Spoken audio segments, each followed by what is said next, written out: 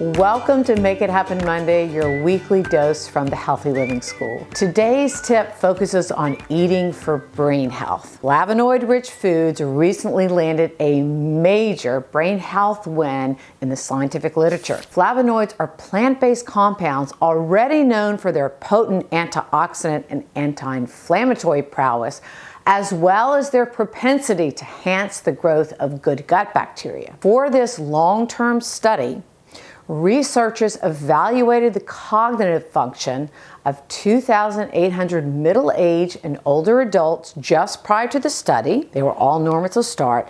Then every 4 years for a period of 20 years. At every cognitive evaluation, so every 4 years, each study subject also filled out a detailed dietary questionnaire regarding their intake of various flavonoid-rich foods. The results? Study subjects consuming higher levels, meaning those in the 60th percentile or higher, of 3 specific families of flavonoids, namely Flavonols, Anthocyanins, and Flavonoid Polymers, were 2 to 4 times less likely to develop dementia, to include Alzheimer's, versus those with the lowest intakes, meaning those in the bottom 15th percentile.